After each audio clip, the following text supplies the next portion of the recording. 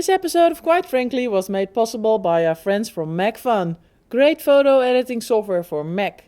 Go to our special MacFun community website for exclusive deals just for you guys. Hey guys, in this episode of Quite Frankly, we're gonna look at an adjustment layer that does something you wouldn't expect it to do. So, I love this shot, but I want the sky to be a little bit more darker and vibrant. I love the dress, but I want it a little bit more vibrant and a little bit darker. So how do you do that? Well, you can of course play around with your saturation or use filters, but there's also a cheaper way. And hey, I'm Dutch, right? So if we don't need filters, it's the best possible solution. So let's go into layer and go into an adjustment layer. Now I want to work with color. So the one I'm now going to select, black and white. Well, you might wonder, why are you selecting black and white when you want to do color? Well, let me explain that very quickly. As you can see here, there's a mode called normal. Now if I would press OK, I would actually create a black and white. Now you have to realize that colors are actually on three axes. You have the saturation, hue and luminance.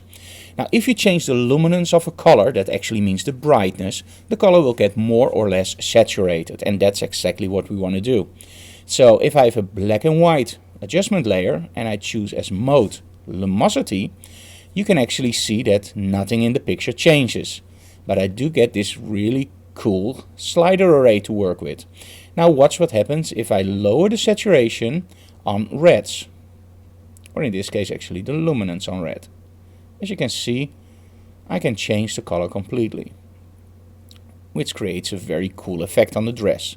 I can do the same thing of course for the sky. So make it really dark. This is of course way over the top, and now you can actually see it looks a little bit glued on, so don't do this. So go a little bit more up and just make it a little bit darker. Don't overdo this. This kind of effects are cool if you do it very subtle. Make sure you zoom into 100% to make sure that it doesn't look fake or glued on. Like this is on the edge for me. So let's open it just a little bit.